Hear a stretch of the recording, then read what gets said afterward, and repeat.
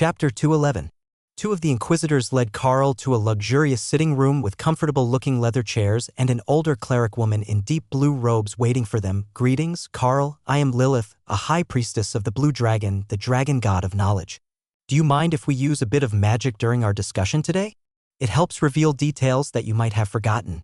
The gentle-looking woman greeted him with her eyes glinting in the soft light of the lamps. They were dragon's eyes, not human, but Carl took the seat beside her with a casual grace. The answer to that question didn't matter.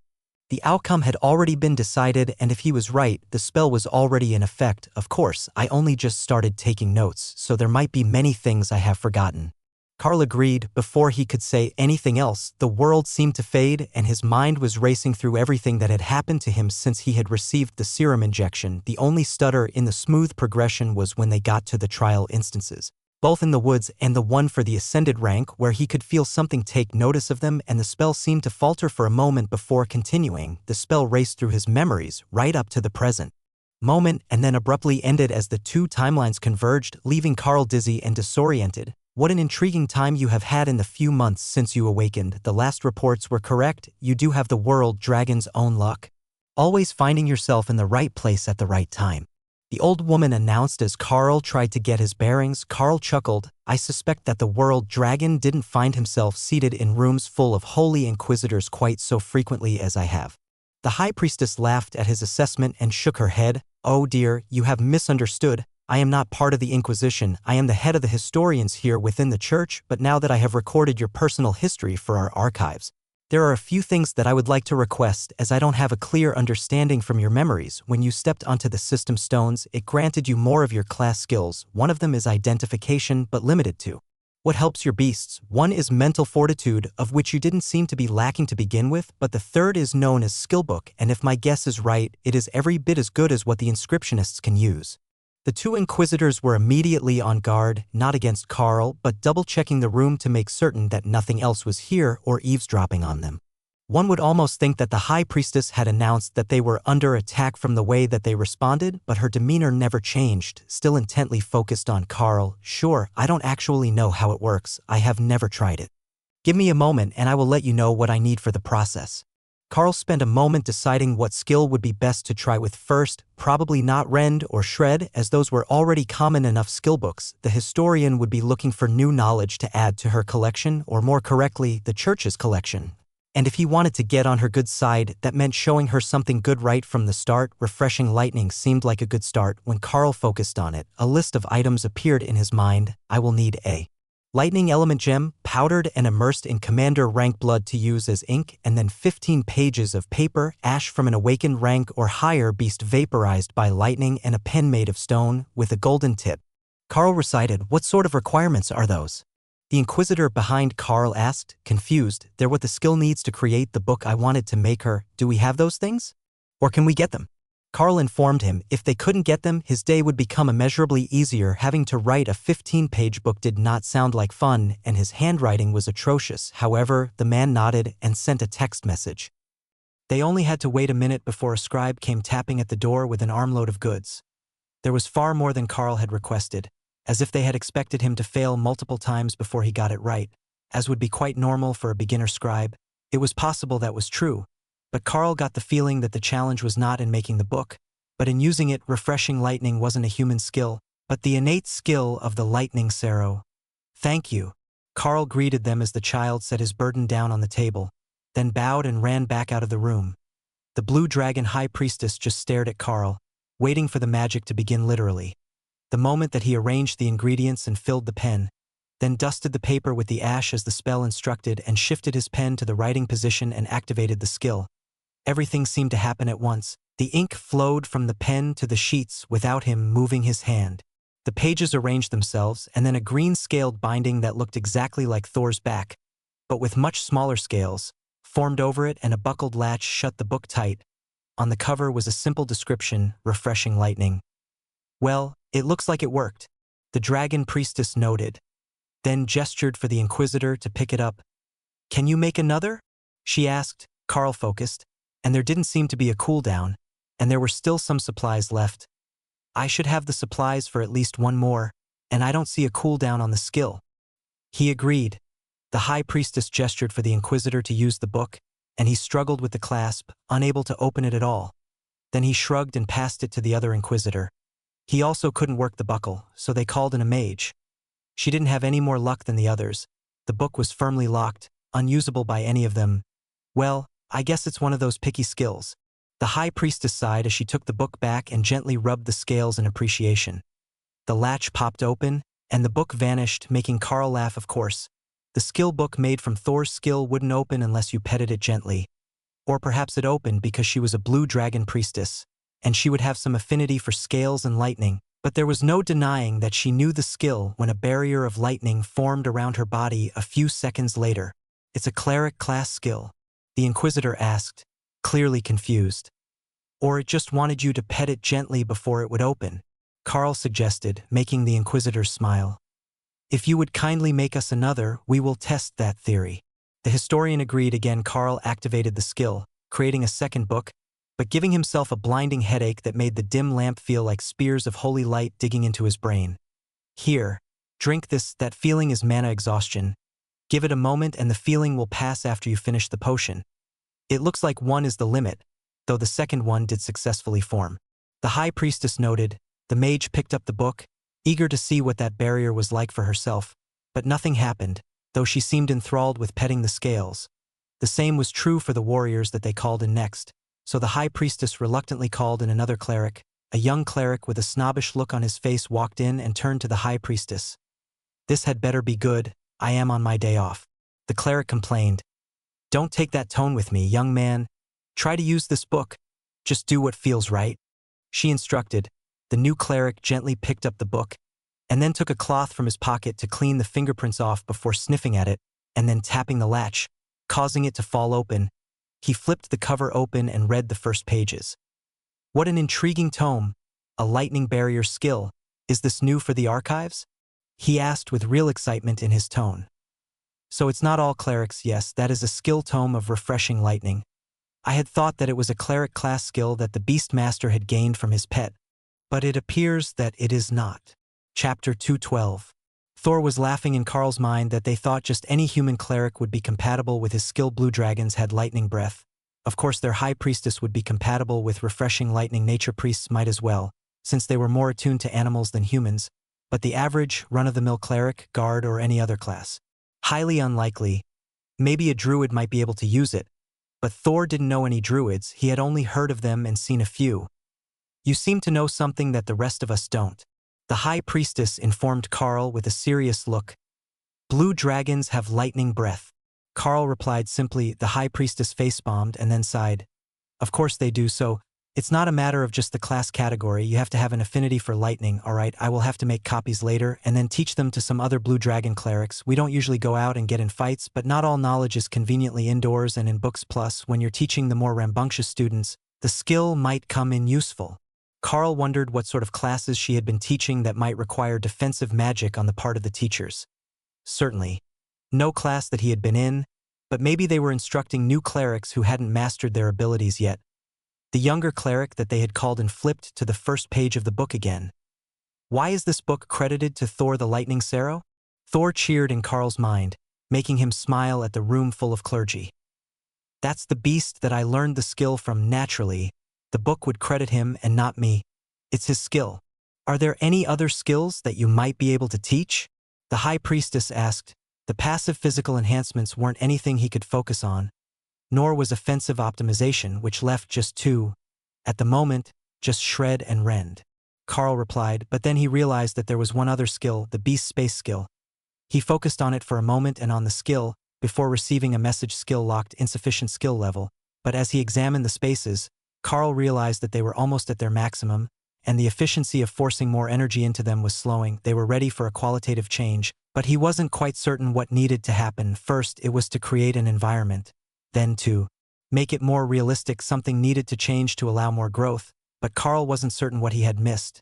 If that was the ability he had gotten from the system stones, he would have been overjoyed. Skill books just seemed like a recipe for having other people make him work. Even if only a few people could use them, it would still be a good chunk of his time at one a day. At least the ones who could use them were blue dragon priests, who seemed to have inscription among their repertoire of skills.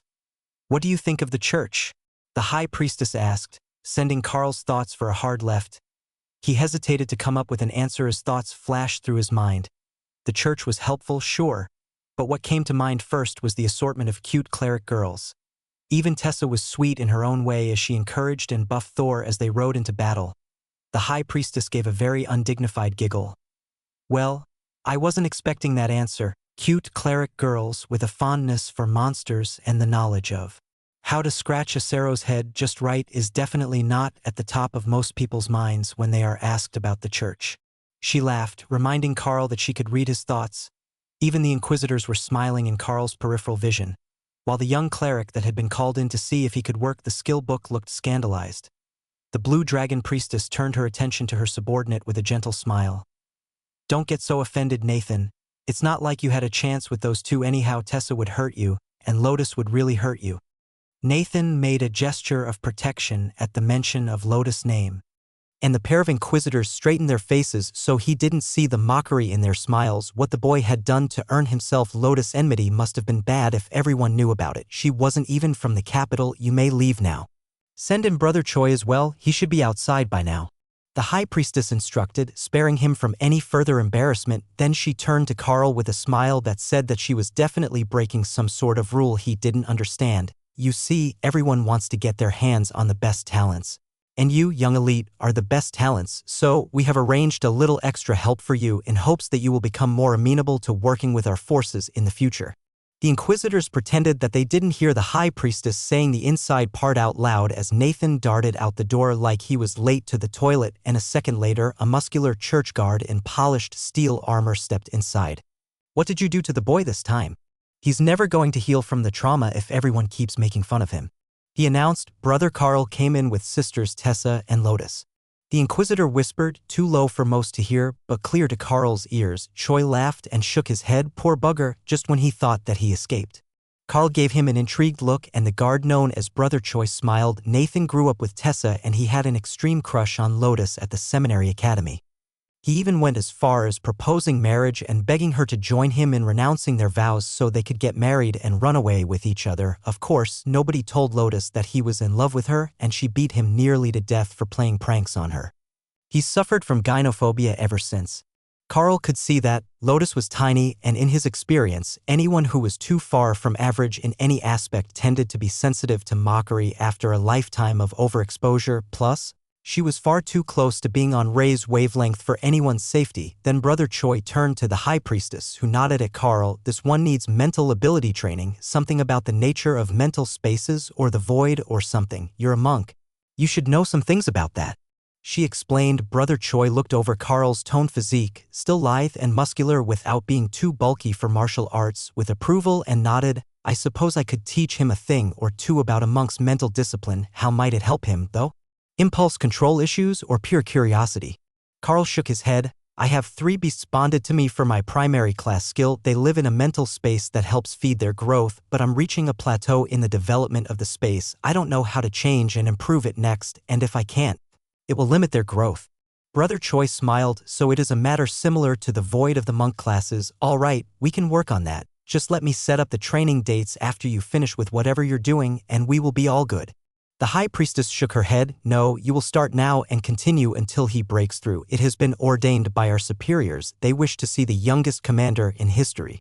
Carl raised his hand. I would like to point out that I just made it to ascended rank. The priestess shrugged. Not my concern. They want what they want, and Brother Choi is going to help you with your mental state. Oh, that gives me an idea. He can accompany your group when you leave. The inquisitor cleared his throat. High priestess, there are already 2 clerics in that group. A third would be against regulation unless we added more members of other specializations. The old woman tapped her fingers on the arm of her chair, and Carl realized that she had just embarked on a self-appointed mission. She wanted to know the answer to how long it would take him to make commander, and she just needed to find a way to make it happen. Most likely, her goddess demanded it. It was new knowledge that nobody else had recorded before. I will have the group enhanced before they are sent out again. What else did we need them here for? She asked. They discovered the new set of system stones. They are here for publicity and for safekeeping until we are certain that these system stones really do belong to the world dragon. The inquisitor reminded her, who else would they belong to? Carl asked. There was another system recorded in the dragon god's holy books from a time before the world dragon was born, run by a chaos god who cared for nothing as much as his personal amusement. Because these system stones suddenly appeared in the monster zone, there is a suspicion that they might have come from the same place as the monsters, so they might not belong to this world. The Inquisitor informed him. Carl honestly hadn't expected to get an answer to that question, and now that he had, he was beginning to wish that he hadn't asked. Chapter 213. Brother Choi led Carl out of the questioning room and out toward the central courtyard of the cathedral complex. The rooms for guests face the central courtyard where all the tourists visit. It's become our way of keeping everyone in easy sight and keeping them from getting lost. As an ascended elite, you will be on the 4th floor with a courtyard view instead of an interior room with no windows on the lower floors that we use for the general population. The rest of your team will be here with you, and as you notice, there are no others in this section except for the church guards. If you want to go somewhere, it will be with an escort. Your movement within the church isn't limited. At least not beyond what the other secular elites are limited to, but they don't want anyone running off or getting lost if they should need them for an interview or want questions answered. Carl chuckled at the cleric's honesty and sighed as he saw the simple stone room that he had been assigned. It was just like the ones at the seminary school, and though the bedding was high quality, it was the same simple one bed and a desk setup with the showers and toilets down the hall, but at least his group would all be together, so it shouldn't be too bad and they could get some quality rest while they were here. Carl dropped his bag at the foot of the bed, as he didn't want to put a dirty backpack onto the furniture, then realized he didn't have anything proper to change into. I really need to start keeping one uniform for formal occasions. He sighed as Brother Choi waited for him by the door. I'm sure you look fine in the visitor's hassock. Everyone wears them here anyhow. We don't let the tourists into anything but the public areas without changing. This is the capital Grand Cathedral after all. Carl realized that there was a robe and fresh slippers waiting for him on the back of the door, along with a clean towel. I will give you time to get washed and ready, then we can work on your advancement technique. I might not seem like the best option, but I probably am. The monk class is trained at the Golden Divine Academy, but most of us end up at the church after, for the meditation and mental conditioning that is needed to build our focus. Once you understand a bit better, it will make perfect sense. Brother Choi explained. Carl grabbed the fresh clothes and headed for the showers. So, what god do you follow as a monk of the church and not a cleric class whose goddess is decided for them? He asked as he turned the water on. The human god of battle and wisdom, also known as the human god of magic. Did you know that in the ancient mystic language, both of you have the same name? Carl nodded, though the monk couldn't see it. My mother always said that my name meant wisdom and power. I learned in school that I was named after one of the ancient human gods. It's fairly common where I come from. Brother Choi chuckled. It is everywhere. If you weren't ascended elite, Carl, you would have quickly gotten a nickname or second name, just like all the boys named John, Dave, Chen, and Mo. In a small town, you might be the only Carl in your generation. But in the big city you need another name. Same in the church, we're one big family of sorts, and we can't all share a name. It would be a mess. Carl laughed as he finished washing up and got into the hassock and slippers. I don't know, an army of Dave could be fun, he joked. Carl came out into the changing room and found that Brother Choi had removed his armor for comfort, tucking it into a basket with his name on it. He wasn't going to shower this early, just getting his armor off after his shift. And when they left the showers, he brought the basket to drop off at his room. Let's go to the meditation area. That should be the best spot, as they have enchantments to help you focus and build mental strength. What was the most difficult challenge you've been having? The monk asked. I don't know where to progress toward. Do you have a separate mental space? Carl asked. Of course, it's essential for a monk, but ours is probably a bit different from yours, as I don't have anything living there. What we start with is a simple candle, then we build a starry sky, followed by a lake of power. Eventually, that becomes complete and we have to move on. Carl nodded eagerly at that part. That was where he was stuck. The next step is both a tricky one and the most delicate of processes for a monk. Once your Sea of Soul, as we call it, is complete, it needs guidance. You need to imbue the essence of a true path into the space to guide your future growth. Without that guidance, any more power you put into a completed space will be lost. It is the true essence of what and who you are now for your spaces. They are individual to the beasts, right? It might be that you need to fully understand your partners and what they are trying to become in order to grow their space. Brother Choi's description made perfect sense to Carl, but both Hawk and Ray were laughing at him. He's more vague and dramatic than Ray. Hawk laughed. Understand the true essence of the spider. To become the spider, you must think like the spider. Ray mocked in a fake sage voice. Carl tried not to let the amusement show on his face. Still, I think that he has a point. What is the difference between an ascended and a commander rank beast? That might be what we need to change, some intangible bit of the energy flow or makeup of the space. Carl replied seriously. All three beasts began to think of what it might be that they needed to improve their space. They instinctively knew the difference between ascended and commander, but they didn't know how to make that part of their space, or even how to explain it properly to Carl, which was, of course, why they were all stuck. One of them had to understand how to change the space from an ascended space to a commander rank or higher space, and then explain to the others, you know what this spot needs? Nice warm sunshine. Thor noted as he soaked in his pond full of holy stones. That gave Carl an idea. If it worked, it would be brilliant. If it didn't, then Thor would get his warm sunlight anyhow. What they needed was a change in the essence of the power. The same way that the monks started with a candle to create a core of higher grade power that would seep into their space, but instead of a candle, Carl thought that a sun, or in Ray's case, a moon, would be perfect for that focus. All right, we can start here. Find a comfortable spot and clear your mind. I'm sure you know at least the basics already. Brother Choi announced as they reached a small soundproof room. Carl settled onto a cushion and began to focus as he imagined the sun in Thor's space with everything that came with it, the energy, the warmth, the light. Brother Choi's voice floated into his consciousness as Carl focused. Yes, that's the way. Now condense the energy. Don't let it leak and spread. Keep it contained to one brilliant point of light. That is the secret to growing the flame. Carl wasn't making a flame but a sun. The idea should be the same in practice, though he just had to keep the energy stored in the ball of light until the quality made a breakthrough and exceeded the natural state of the space. Then he should be able to use that to spread energy to the rest of the space and the beasts in it. Only time would tell if it was the right way, but it felt like it was working, and Thor could feel the warm sun on his scales, which was all that he was after to begin with. Carl lost track of time as he meditated, but it didn't seem like anyone was going to bother them until the dinner meal, and the room was perfectly silent, other than the sound of their breathing, with a relaxing scent in the air from an incense cone burning somewhere. Chapter 214. After a few seconds, Carl found that it was easier to have the new feature form in all three spaces evenly, as an imbalance in them was going to cause him to have to alternate. That proved to Carl that this was definitely something different than he had done before, as the other additions to the spaces he had been able to add freely to each of them independently.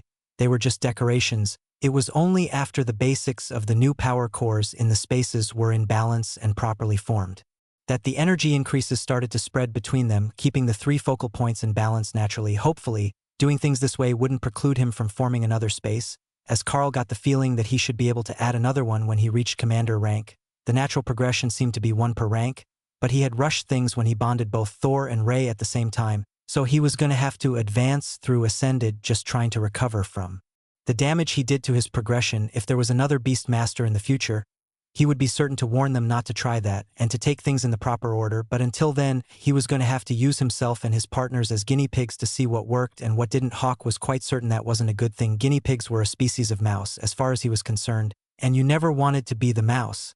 But if it was going to make him a commander, then he would submit to some experiments. Thor thought that trying new things was pretty good. The sun was warm on his scales, and it was very comfortable to lay in his pond full of shiny rocks. Those shiny rocks were having a rather profound effect on his pond now that Carl was adding the new sun to the area as well. They glowed in the light, making the pond shimmer, and Carl could feel the energy emanating from them to be soaked up by the lounging Sero at this rate. They weren't even wrong to call him Brother Carl because he was going to end up with a holy beast in his menagerie now. Exactly which god or goddess would find the Sero to be sacred was a question, but going by the responses he had gotten so far, it could be any of them. Even the war priestesses thought that he made a mighty steed. Thor preened in pride at the idea of being as valuable as a mount, while Ray giggled at the memory of Lotus riding her through the trees, while Carl might not be much of a mounted combatant, and preferred to use his own two legs. That didn't deter the priestesses from finding faster methods of transport than simply running places. The only one in the group who was faster than Carl was Hawk, or possibly Ray on open ground, which she preferred to avoid if at all possible. As he worked, Carl took an inventory of all the random items that the beasts had been collecting. Mostly it was just body parts in two of the spaces and plants in Thor's, but as Carl searched, he found a number of gems and trinkets in both Hawk and Ray's spaces, left on bodies or carelessly tossed on the ground. That was odd, as he couldn't forcefully put such things in the space, and Carl had assumed that they couldn't enter at all. But once he looked at them more closely, It was easy to tell that they all had something in common: flame ruby. Usable by hawk combines with zombie ash and phoenix down to trigger a constitution improvement. Well, they definitely didn't have any down feathers from a phoenix, so that one would have to wait. Damaged. Ring of giant strength. Usable by Thor, should be crushed to powder and combined with red-veined alum fern and ground drake scales for an improvement in physical power. That one might actually be plausible. The inspection of the damaged ring, which was cracked open by an attack, highlighted the other two ingredients in Carl's vision, and he mentally pulled them over as he worked on the energy focus in the three spaces. Grinding the items in the mental space only took a little effort and left him with a pile of powder that Carl sprinkled over some of Thor's favorite feed, which he moved next to the pond so the Sero didn't have to stop soaking to test the improvement. Free food was free food, and he didn't even have to get up to eat them, but Thor was slightly disappointed when there was no instant and massive change in his body after completing the snack. He could feel extra power in his body, but he was also soaking in the pond full of holy stones, so that was fairly normal. It was also the only way that his growth could keep up with Hawk, who had evolved, and Rey, who would make commander on her own if given enough time. Don't worry about it too much. I'm sure we will see the results the next time we're in combat, Carl assured the Sero as he continued his work to improve the spaces. He had totally lost track of time, so it was a shock when a gentle rustling noise alerted him to movement in the room. It's dinner, and there will be plenty of curious people waiting to meet you. The Beastmaster, who made ascended in the first semester at school, is a hot topic, even here in the capital. Normally, both you and Dana would be the center of attention for your growth rate, but with your most recent advancement, it looks like you will be stealing the spotlight from her for the moment. Brother Choi whispered. Carl chuckled. I'm sure she doesn't mind too much. You should have seen her face when she found out that the school wanted her to become an idol, the next archmage, singing and dancing by night, elite mage by day. They even had a career path planned for her by the end of the day after she made awaken. The monk smiled back. You say that like it's in the past tense, but you should know that those dramatic old crones won't give up that easily. What is the phrase? Living life vicariously through others? They can't become pop idols themselves, so they will stop at nothing to be known as the force behind the next great idol.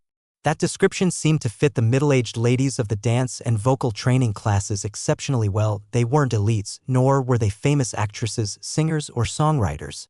They were the behind-the-scenes staff who had tried but never really made it to a professional level before being forced to support those who surpassed them, and it had made them bitter and jaded, at least in the magic and combat specialties. The people training you had real skills, not just a talent for teaching others to use their skills, though even that was questionable. The classes who had an aptitude for singing, like the bards, would get magical enhancements to their voices, rhythm, and even their looks. So the value of the teachers in that department really was suspect. Carl's mind was still on Dana's unfortunate life plan when he saw her coming out of the showers in the same hassock he was wearing. With her deep chocolate curls still wet and bouncing all around her face, he couldn't blame the teachers for wanting to make her an idol, not when she was standing right in front of him, looking like a wingless angel. Sister Lotus, Sister Tessa, it's good to see you again. I met with an old friend of yours not long ago. Choi greeted the two clerics as they came out behind Dana. So I heard. Nathan ran past us like someone had lit him on fire and apparently made quite the spectacle of himself. Someone really should convince him to go to the therapist more frequently. He's never going to get better if just the memory of being turned down by Lotus is enough to make him like that, even after all this time. Tessa agreed. While she had a point, everyone else was more interested in what Tessa had done to him over the years that her name also elicited a trauma response. Chapter 215. The whole group, minus Sergeant Rita, was seated at the same table with Brother Choi and two church guards who Carl hadn't seen before. I take it that you two are the evening shift. My apologies for the trouble. Carl greeted them. The guards smiled and nodded but didn't say anything as they waited for the meal to begin. The process here was a bit different from the seminary academy, as everyone here was already graduated and working, so they only waited for the staff to bring the meal. And then someone rang a bell and everyone began to eat. Carl realized quickly that the guards on duty were not supposed to speak, as they simply gestured to be passed items from the table instead of asking. If they had been able to speak to anyone, it would have made sense to just ask Brother Choi for what was closest to him, but it all worked smoothly enough, as the other clerics knew the routine already. There was no ritual packing of the rice balls at the end of the meal. Instead, the few leftovers that came from the tables would be kept for snacks, and whatever wasn't served to the tables would be distributed to the needy citizens of the capital. They were led back up to their rooms after dinner, and Carl prepared to spend the night in meditation and focusing to build up the energy focus in the three spaces. It was a bit embarrassing to admit that he had entirely skipped the first step that the monks would have taken, and that it had caused him to hit a dead end in his growth. But he would have it sorted out soon enough, and from there, hopefully the beasts would be able to reach their full potential.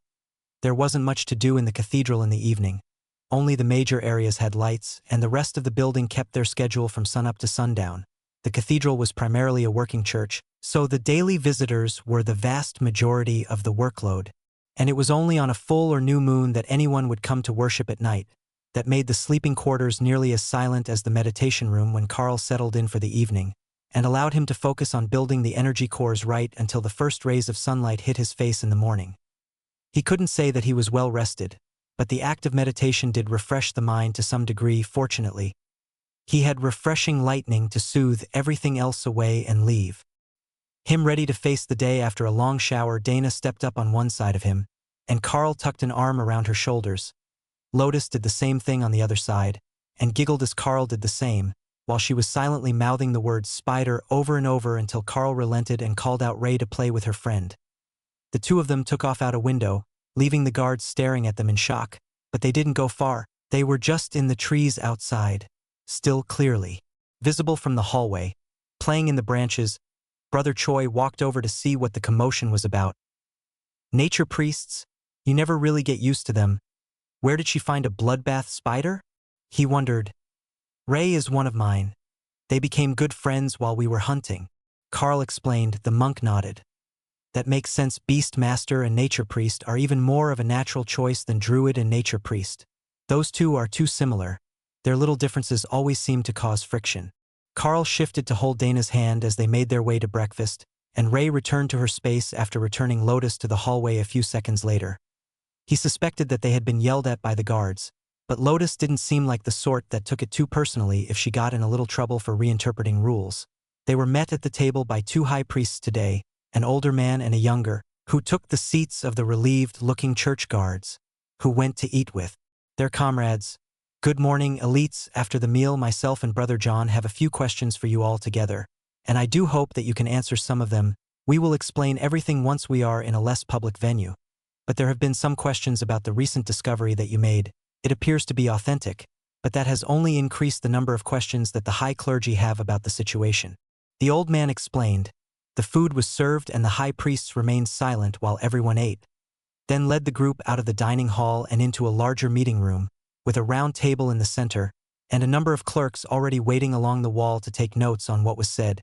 The brown-haired high priest known as Brother John spoke as they were seated. Now, if everyone is ready, our questions are probably not what you might be expecting. We have read your reports, and they are quite comprehensive.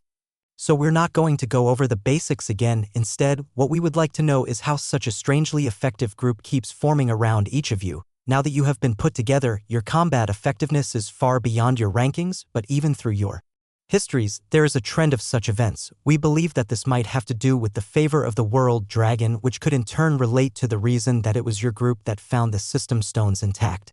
We have verified from previous scouting missions that they should not have been there in the past, or if they were inactive, but when your group arrived, they activated in response to your mere presence, with no ritual prayers or spells required.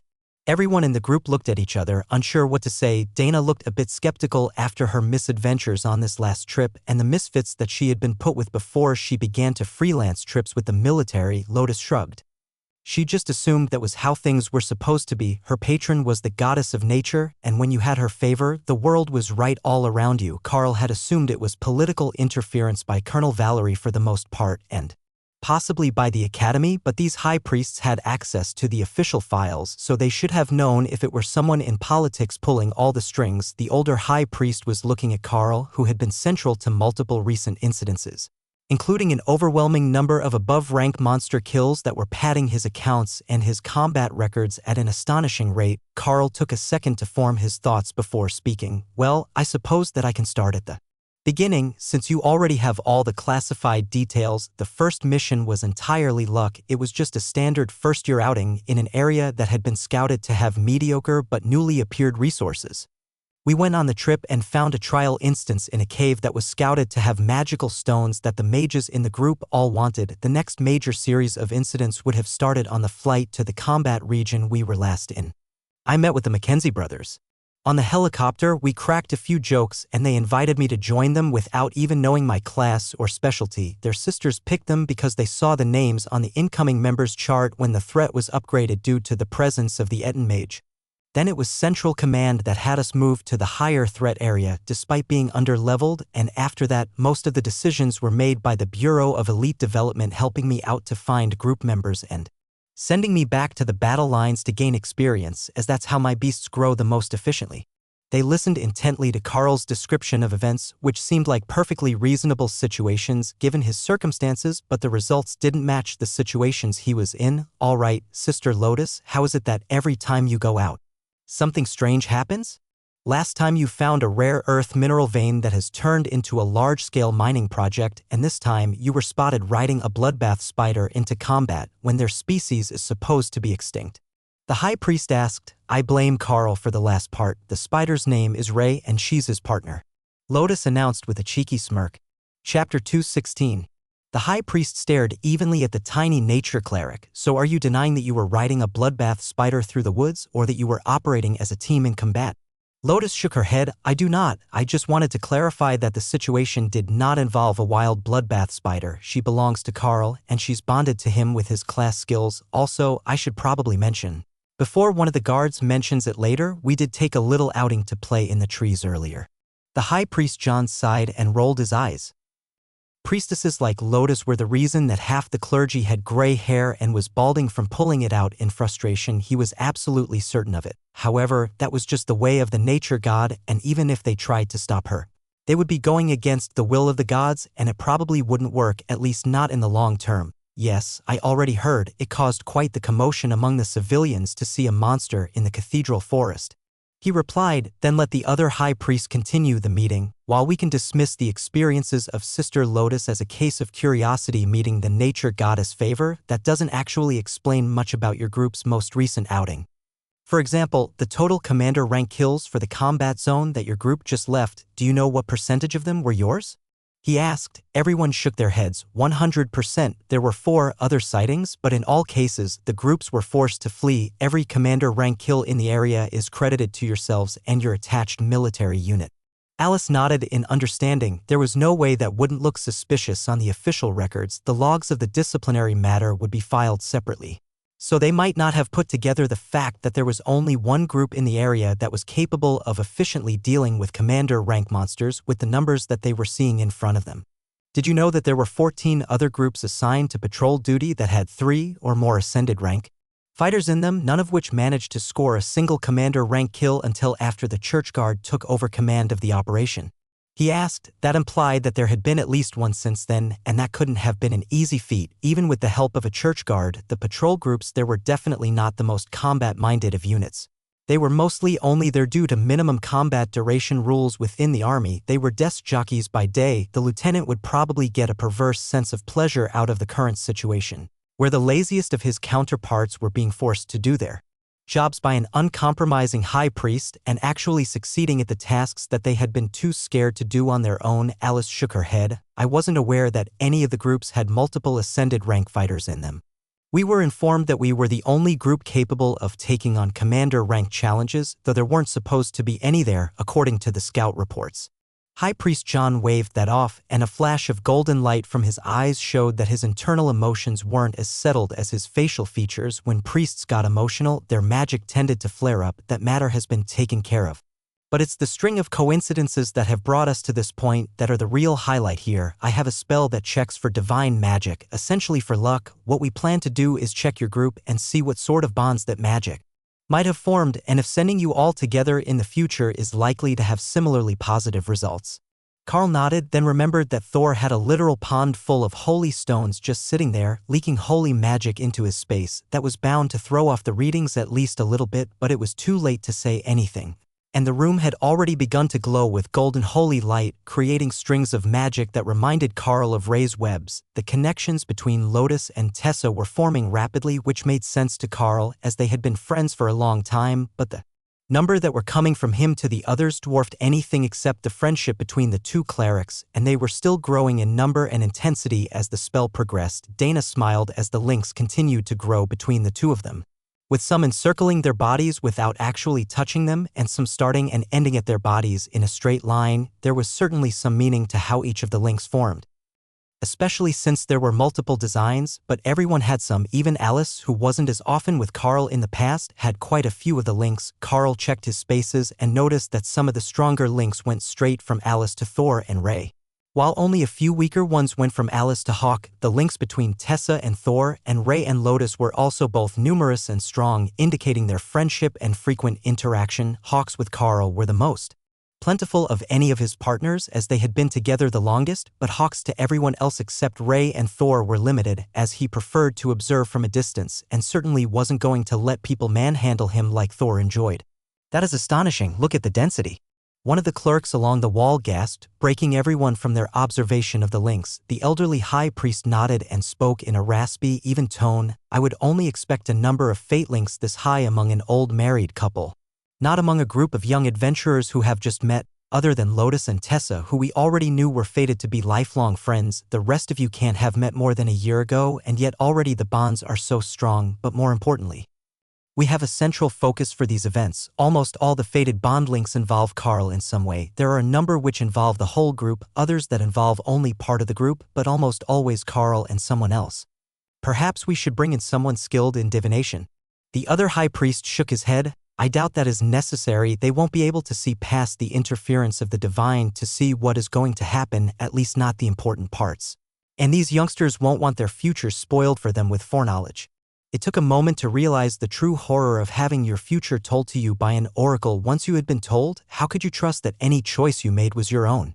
Would you deliberately sabotage the good things that might happen to you while attempting to change the choices that might lead to the undesirable options that you had been informed of? Worse, would you lose all sense of direction once you felt that your fate had been settled, just going through the motions of life? All right, I think that we have seen what we need to. There are more people involved in this tangle of fate. I could feel the tendrils reaching outside the range of the spell. I suspect that the sergeant who arrived with you is one of them, though she will be occupied for some time, and there will surely be other elites entangled in a fateful event this large, but we have enough now to know that it is best to keep you all together. The closer, the better. The high priest paused and then continued, do not take the direction to stay close as permission to sleep with a bloodbath spider in the cathedral park, either, Sister Lotus. I know how you think. Lotus smirked, while everyone else in the room tried to stifle their laughter. Even without implied permission, she had probably already been considering it. In fact, if Carl left Ray out tonight, the two of them would definitely go on a misadventure together. There was no doubt about it. Chapter 217. High Priest John looked at Carl and Dana. This is the second holy relic that the two of you have been involved in discovering in the past few months. I know the circumstances behind that, but I must say that the coincidence level after putting all of that and your combat records together is extraordinary, with Dana still being at the awakened rank, though attached to a unit with a commander rank leader. On paper, it truly does seem outlandish that you have been involved in so many noteworthy incidents. Then the older high priest took over from him with a stern look on his aged face. What were your plans after leaving the field? Surely you have put some thought into your progression from this point forward. Carl nodded. I had planned to use the credits that I had earned to ask the university to help me create some resources that would help the 3 contracted beasts evolve and grow. I have some idea how to do it thanks to my class, but they are the specialists and they likely know much more than I do and have access to resources I haven't even heard of. The high priest nodded. That sounds reasonable. What about you, Miss Dana? Dana brushed her curly locks back out of her face again and sighed. Unless I can find another form of the single-use mana enhancement potions, I'm in a cycle of growth and enhancement. There are too many mages for too few resources. It's a drawback of having such a common class. John smiled gently in understanding. Well, you do have noted access to Ascended and Commander rank resources thanks to your kill record, so you can bypass the most common and highly sought-after resources to go straight for the rare and potent options. Talented mages can grow rather rapidly when given the right combination of resources. It's a wonderful thing to see them shoot right up once they're positioned for success. He wasn't even trying to hide the fact that they had resources that would make mages jump up a rank or more, that were reserved for the truly promising elites who would be thrust into the spotlight or onto the front lines of the battle against the monsters. They likely also came with a cost. Nothing that powerful was ever without side effects, in Carl's opinion, but it had to be worth it if they were still saving it for the very best. The older high priest looked thoughtful for a moment.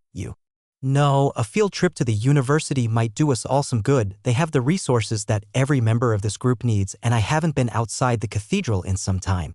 Are there side effects to the potent resources for mages? You implied that it's not a big deal to get them to skip ranks or advance rapidly to high power, so there has to be a drawback, or they would be passing it out like candy with a government subsidy. Carl asked the high priests, too curious not to speak. John shrugged. According to the Mage Council, less than 1 in 100 who get the mage class will ever make it past commander on their own. The concoctions they've prepared will rapidly move a mage past that natural bottleneck, but it sacrifices any natural talent that they had left, so they will move from commander to royal, monarch, or even, in one case, overlord rank, and then that's it. That's where they stay with their potential. Exhausted no matter how hard they work.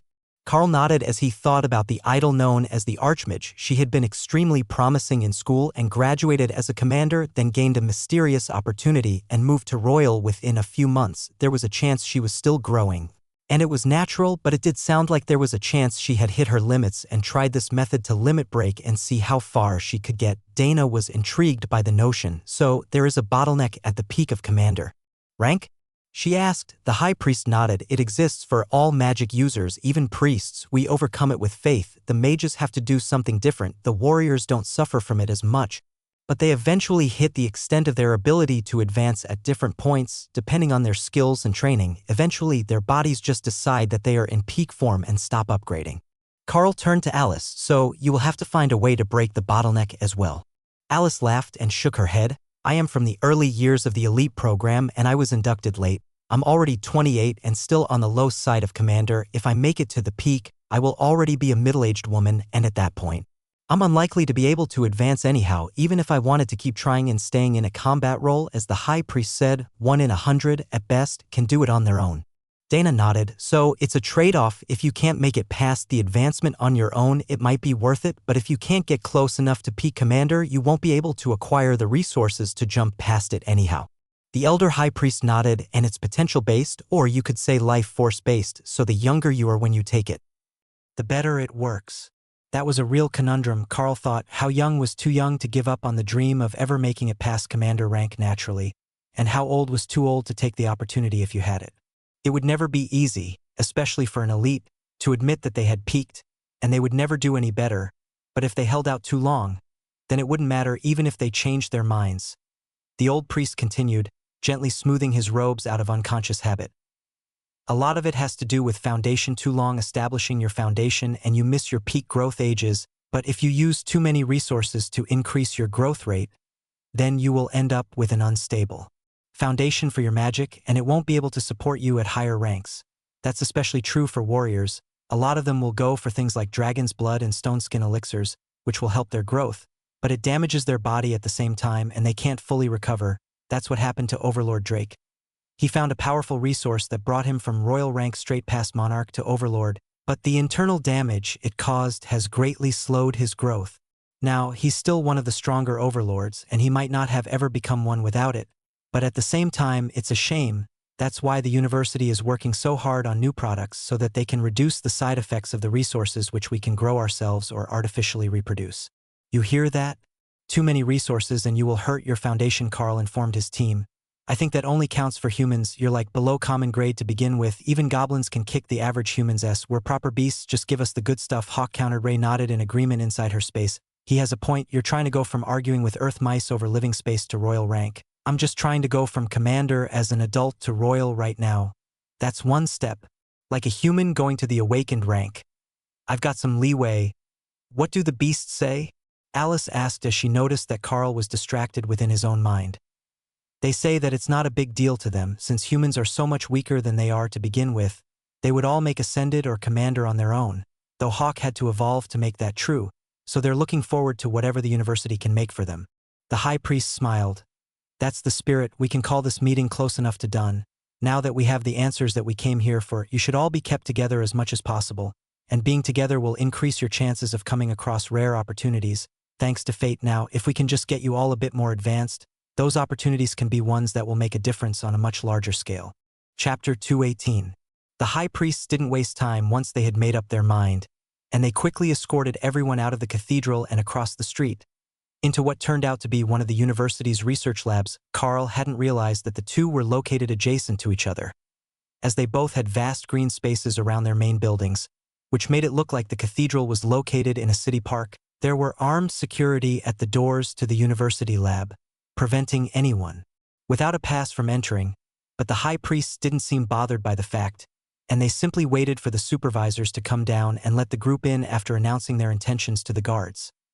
The arrival of this group seemed to have caused an extreme level of excitement within the university labs, and Carl could hear and see people running around frantically, preparing various projects, or gathering notes and waiting by the doors of their workspaces in preparation to receive visitors. That seemed like a good sign, like they might really get access to good things the way that Hawk was hoping, but they also had something to offer if they offered up one of the spears of the Commander Rank Grass from the fight with the Commander Rank Giants.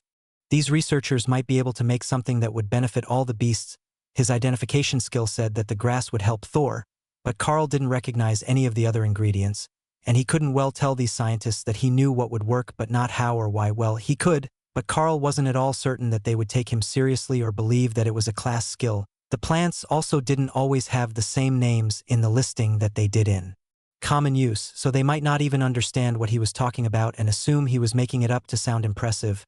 Welcome, elites, to the Capital University's Advancement Research Division.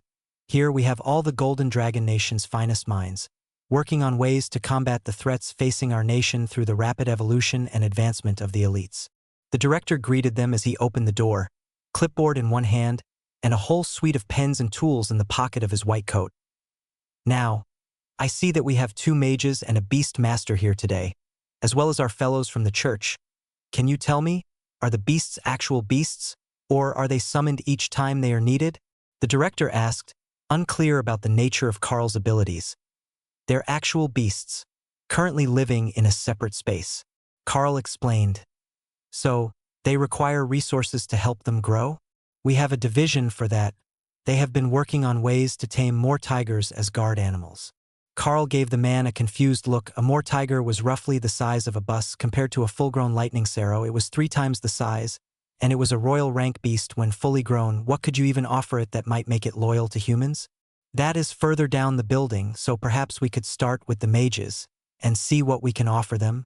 One of the 2 mages looks like she is still a student, so she should currently be in her prime growth state. The director suggested, how long does the prime growth state last? Dana asked, unclear as to the definition.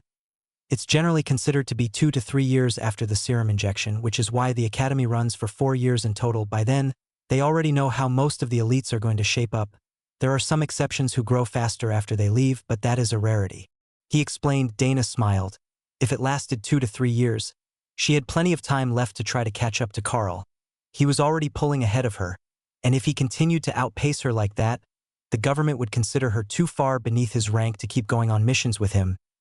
Now, did you have any resources that you might have brought with you? I know many working elites do, as it offsets the cost of treatments from the university labs. The director asked, with a gesture toward a cart with dozens of sealed and sterilized empty sample jars on it. Everyone turned to Carl, who nodded. I have a few things here. I have this fungus, which reads as an ascended rank plant by energy, though I haven't personally identified it. We have these herbs and flowers. I've got some broken magical accessories, and I've got this odd commander rank plant, which I think might be good for my lightning sarrow, as it greatly increases the regeneration rate of monsters who use it. Those were all out of his share of items, but if the others needed what the items made, he would just trade, since their portions were all still in his space as well, and the only one likely to even know the majority of the loot existed was Lotus, who had given much of it to Ray for safekeeping. The director stared at the rapidly filling jars as Carl and his assistants loaded everything away, and shook his head in dismay. I take it you're not going to ask me for something small and simple. Today, the value of those items is incredible, and I was half expecting you to pull a spare holy stone from out of nowhere to put on the pile, just to put the value off the charts. The director joked, I've got one if you need one. A spare holy stone, that is. Carl commented evenly. The director laughed at the joke. But Carl borrowed a small and weak one from Thor's pond and placed it in an empty jar. Damn it, I was joking. Don't just go putting holy stones in my sample jars. The professor complained. Fine. I will put it back in storage. Thor likes the smell of them. Carl shrugged, but the director immediately moved to protect the stone. I see how it is. I'm sure the lab can make good use of it. Carl chuckled, while the high priest softly laughed at the researcher. The church made holy stones, so they weren't as rare for high-ranking clerics, but still, the value of them to the common person, as the researchers of the university labs were, was immense. If they could keep it for themselves, there was a chance that they would naturally awaken holy magic, like the clerics did without the serum. All right, it is safe to say that enough rare resources have been provided to offset the cost of any of the more common treatments and heavily subsidize the others. Those blood lotus blossoms alone are worth more than most of the ascended and commander rank treatments. Where did you even find them? No, don't answer that. I don't want to have to fill out the paperwork involved in knowing the answer. I will just gladly accept the rare flowers as payment. Though they were called a blood lotus, they didn't show as being of particular benefit to Ray, according to Carl's identification skill. It just said that they were useful for life drain type abilities, which, technically, lacerate was not. It didn't steal the life, just let it bleed on the ground. Alice and Dana both gave Carl happy hugs as the director basically gave them a free pass to choose the resources that they wanted today. But the research assistants were even more excited. Mr. Carl, is it true that you will be looking for resources to help your pets advance? You see, we are from the Defensive Beasts Division, and the research from your advancement has already been quite valuable to us. One of them asked, Oh, you got the notes from the treatments that the Bureau oversaw? Carl asked, and the researchers nodded happily. We got notes from the Bureau about your time in the field as well. The possibilities are incredible. If only we could bond them the way that you do. The researcher sighed. Carl shrugged. Give it time and I might learn the method to teach that to others as well.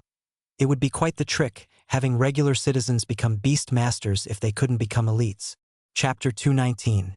The research assistants looked dreamy at the notion of being able to bond a monster to call upon in their time of need. Like a guardian spirit that would make them the equivalent to an elite, blessed by the gods through the divine injection. But it was time for them to focus, as the newest items for the mages were on display in the first area, and there were 2 mages interested in testing their work. The researchers got recognition within the department when the elites chose their new products over an existing and proven formula or device, so this was showtime for the research lab.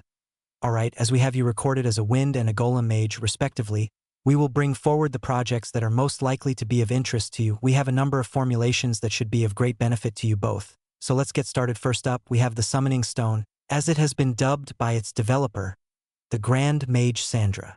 An old woman in a lab coat waved happily as her invention was sent forward by her assistants, who would be the ones to introduce it to the elites. We have completed initial testing on the stone with extremely promising results. When ingested, the magic successfully bonds with the user with a 100% success rate, increasing their mana strength, and has a 34% chance of causing the activation of a secondary skill informally known as indestructible constructs. There have been no noted side effects. We have not yet tested on a live subject, but the data from the research mimic should be accurate, and the resources used are all awakened grade or lower, with an ascended rank outcome.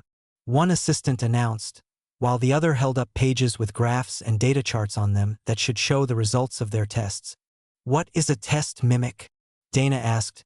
Oh, it's a wonderful thing. The Grand Mage learned a spell that creates a clone body, accurate to the real one in every way except that it lacks a consciousness. Many of the research teams use them for testing, as the mimic will respond to potions and show signs of gaining skills, as well as the duration of potions. It cannot tell us what the skill is, obviously, but we can extrapolate the data from our predictions and the Grand Mage's observations of her mimic. So, the product hadn't actually gone through human testing yet, but they were somewhat confident that it would work. That would explain why the director was so eager to get volunteers, and why he said that it wouldn't be a hassle to purchase nearly anything they were making. They were here to get stronger, but they were also the guinea pigs testing new resource combinations. Dana nodded. That sounds perfect for my skill direction. I have learned from my group members that having golems to block for you while you cast your offensive magics is by far the superior way to fight, even better if you can enhance the golems with offensive magic. Alice nodded in agreement. She used both barriers and a spell known as Tearing Wind on her golem whenever it was in combat. Hawk hadn't gotten the hang of it, which was a bit surprising. But the change to Dragon Hawk seemed to have changed his elemental affinity from wind to fire. The assistant brought the container with the stone over, and everyone gathered with their notepads to record the event. There is a security camera overseeing the area. Please feel free to proceed when you are ready. The director informed her with a happy smile. The first item they had brought up, and already they had a volunteer to try it. That was a much better than average acceptance rate. Though the sample size was limited, Dana cautiously took the stone-shaped pill out of the jar and set it on her tongue, then swallowed. The effects weren't immediate, but after a few seconds, there was a slow buildup of power, and then Dana began to smile. The official name for the skill is Durable Constructs. According to the system, so you were close. She informed the researchers. Can you summon your golem and explain any changes it has undergone? We should have had you summon them before, so we could get proper before and after data. The assistant realized. The Grand Mage chuckled at their oversight. She would get many more opportunities to test now that the product had proven effective without immediate side effects, so she wasn't concerned, but they were students at the university, and missing steps in the process affected their grades. Dana called out her golems, and everyone nodded in satisfaction at the changes. The golems were formerly classically nude and muscular marble statues, but now they were wearing bronze armor, which included a form of segmented armor skirt that somewhat hid their assets from view. They look like they did before, except that they were nearly nude. Now they're wearing armor. It looks functional, so I would say that the golems have definitely gained an advantage from the new passive skill. Dana explained. The director sent the team back and called up another set of presenters. It looked like he was willing to let them try anything that they were willing to, and he was just calling everyone whose work was relevant today. The next one up was a wind element resource that sounded good to Carl, but Alice shook her head, declining it. They returned, not dissuaded by the rejection, and another pair stepped forward. Oh, get me the good thing. I want it, Hawk demanded. This might not be quite what you're looking for, but we have developed what we call the Burning Soul Pill, a combination of fire resources that increases elemental affinity with fire. It has been tested by 4 elites before, one of which managed to acquire a new fire spell, and none of whom had any noted side effects during or after the process. The presenter began. Carl called Hawk out to stand on his outstretched arm, and the scientists turned to look at him. Hawk wants to try it, Carl explained. The scientists looked startled, but they nodded in acceptance, and everyone got out their notepads. Should we? One of the assistants began. No testing fire skills indoors. The director reminded them, making both Hawk and Carl laugh. We have been told the same thing in the past. We're not laughing at you. Carl assured the research assistants. The assistant noticed the look in the bird's eyes and quickly opened the jar before Hawk could smash it, allowing him access to the pill as it had last time he advanced. Flames rose from his body as he absorbed the fire resources, and his feathers turned a bit more bright red before settling down. Shared skill gained. Flaming Body. Flaming Body surrounds the body in damaging flames. Hawk gained a new fire skill, Flaming Body. He can now surround himself in flames. It seems to have helped the damage done by his fire spells as well, but I can't verify that yet. Carl explained. Hawk surrounded himself in flames and then shot a short burst of fire from his wings, an extended attack that created something akin to a fire blade. But he didn't let it detach and go flying around a room full of humans and precious shiny objects. Hawk had great respect for the good things that the humans made. Lotus moved up to stare at Hawk, who had returned to his normal form, and then gently stroked his feathers, making sure not to ruffle them. The feathers retain their softness and flexibility, but their temperature is elevated. The size of Hawk seems unchanged, but the color is more vibrant. The lack of additional scale development suggests that he isn't evolving toward a dragon template, but the lack of intense heat suggests that it isn't toward an elemental or phoenix direction either. She narrated as she gently massaged Hawk. Thank you, priestess. I was unsure how we were going to gather data on a bestial subject, but it appears that you are a natural. The director noted. She really is. I want to thank whoever taught her to massage and preen a wing. Hawk agreed. All right, let us see what else we might manage to find here. Are there other elements that might be useful to your group? The director asked. Well, there is a lightning Sero with the obvious abilities and a bloodbath spider who has learned to summon a form of tree golems. Carl offered. Tree golems? That's the nature magic department next door. We could try the regular golem pill for her, but we don't have any more ready. One of the assistants from the first group replied. That's all right, we can try the new things from the nature magic sorts. Who knows, it might actually be useful for beasts in a way that it isn't for most human magic users. Carl suggested. Chapter 220. The other groups conferred for a moment to see if they had something that might be relevant to a lightning magic user, but there wasn't anything in the works at the moment. There were some already made, but they were the research division.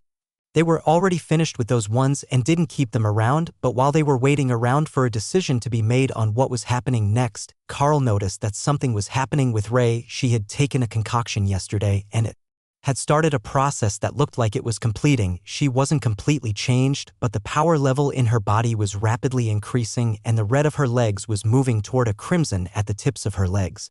While it darkened toward black again on her upper legs and body, the fur on her torso seemed to multiply until her actual carapace was barely visible and a shadowy miasma seemed to hang over her body. Looking good, girly, Carl congratulated her. This is good, we should make more of that later. I think I'm almost at my final adult form now and I'm just waiting on something. Maybe for you to finish that power moon in my space, she agreed, placing the blame for her not reaching commander rank today firmly on Carl. I will make you another batch later, don't forget to remind me, Carl informed her as another group of researchers came into the room with a bunch of carts. There were more products on them, some were pills, some were liquids, some were baskets full of meat or feed that had to make them the nature department. And they were all going insane about something. Their leader, an elderly man with a walker, raced forward, or at least attempted to, given his condition, and then protectively cradled the regenerative grass plant that Carl had donated. When was this picked? How long has it been out of soil? Is it still viable? He asked in a deep baritone that didn't match his frail body. It was picked earlier this week, but it has been in stasis, so you can consider the elapsed time to be roughly 15 minutes. The roots are intact, so it should be absolutely viable. We even left native soil around them to ensure that it didn't suffer from an extreme transplant shock. Alice explained carefully before Carl could think of where to start. An assistant went running out of the room and returned seconds later with a large pot half full of some sort of blue gel, into which the plant was carefully lowered before the old man breathed a sigh of relief. Do you have any idea how valuable that plant is to be just leaving it out like that with its roots exposed? Idiots, all of you. It's good that I managed to save it. The regenerating properties are most potent while the plant is still alive. He ranted. Alice chuckled and took a small empty vial from one of the carts. She filled it with the regenerative paste that they had gotten from the giants and handed it to the old man. That is how the commander-rank giants were using it. Now, are you ready to calm down? Or should I get you somewhere to sit and catch your breath? She asked. The man flipped a panel on his walker, which latched in place to form a platform, and then he took a seat on it, alternating between glaring at Alice and lovingly staring at the paste. Go ahead and use some. You've got a whole plant to replace it from. She encouraged him. The old man mixed some of the salve into a cup of tea that his students presented him, and then rubbed a bit of the salve on his throat. Carl was curious about what the tea would taste like, as the plant smelled somewhat like aloe, but it seemed to help whatever was wrong with the old man. The assistants all got increasingly excited as the man's health visibly improved over the next few minutes, and then he got up out of the walker and stood smiling at the elites and the other researchers. Well, this has been an unexpectedly profitable day. Now, what did you need my help with? Anything that my department can provide is yours for the asking. The other elites smirked at Carl, who called out Thor and Ray to join Hawk. I am looking for a way to get these three to commander rank. They're bonded to me by my class, and their growth directly affects my growth. Carl explained. The old man stared at them and nodded solemnly. So, we've got a mutated dragon hawk, a lightning sparrow, who radiates holy power, and an adult bloodbath spider who hasn't reached her advancement yet? We can work with that as long as they're not hostile. He agreed. They're not, but I don't recommend ruffling Hawk's feathers or touching Ray. She can be particular. Thor, the lightning sparrow, on the other hand, is very affectionate. Carl explained. What additional skills have they learned so far? The professor asked, gaining vitality by the second as the bomb worked its way through his body. Hawk knows fireballs, windshield, rend, shred, and flaming body. Thor knows refreshing lightning, and earthquake. Ray knows offensive optimization and wood golem. Carl explained. What is offensive optimization? One of the assistants asked. It's the bloodbath spider's innate passive skill. It's how they can tear through everything so effectively if you give them a few minutes to practice. The assistant looked clueless, but the old professor looked grim. You might not know, as they are supposed to be extinct, but a full-grown bloodbath spider is a commander-rank beast that can tear through the hull of an armored transport in a matter of seconds. When it comes to combat power, they are among the finest in their rank, and if they were given any defensive abilities or ranged attacks, they would almost certainly be ranked as a royal rank threat. He explained. The students looked shocked as they looked at Ray, who was standing a bit more proudly at the kind reference to the powers of her species, however, in the eyes of the others, that only made her look more intimidating until Lotus came up to rest against her side and whisper something to the spider. Not even Carl's sensitive hearing could pick it out, but Ray's amusement was clear in his mind. The group from the nature department discussed the matter very seriously, then came forward with 2 large vials of glowing liquid and an intricately carved glowing rock. The high priests looked at the glowing rock in shock.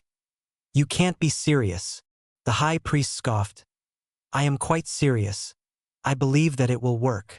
The old man replied with great dignity. Carl had no idea what the object was, but one of the assistants brought it forward for Thor. He just needs to eat this, and then it should take effect right away. Assuming that it works." It looked like the high priest wasn't the only one who wasn't sold on the fact that this resource was right for Thor, but nobody tried to stop them as Thor opened his mouth, and she placed the carved stone on his tongue. Thor chewed and swallowed with a happy grunt. "Kind of fizzy, pleasantly bubbly warm too," he explained. Then a flood of golden light came from him and created a circle on the floor. "Oh, I learned a thing. Circle of protection. Thor says it is a circle of protection," Carl informed the room, while the clergy all stared at him in shock. "He learned holy magic. How does that even work?" Tessa asked as she stepped into the circle. The high priests both followed her, and their looks turned from doubt to curiosity. "It really is a circle of protection. It reduces damage taken in its area of effect and restores stamina," the senior of the 2 high priests explained. "Thor the tank." Tessa agreed as she patted his scales. "How much of an effect will the spell have?" Carl asked, unfamiliar with the magic. He had seen the golden circle that damaged enemies, and the one that slowed and weakened them, but not the one that reduced damage. Against other ascended and low commander rank enemies, it should reduce his damage taken by about half. That will also be effective for anyone standing near him, so against a large target like a giant or an ogre, it will protect the whole melee group. The high priest explained. "That's impressive. With this in place, very few enemies will be able to get past the golems at all." Alice noted, "That's a good point. With half as much damage done to the golems, and the recent upgrade that Dana got to her golems, we should be able to hold quite well against stronger threats." Carl agreed.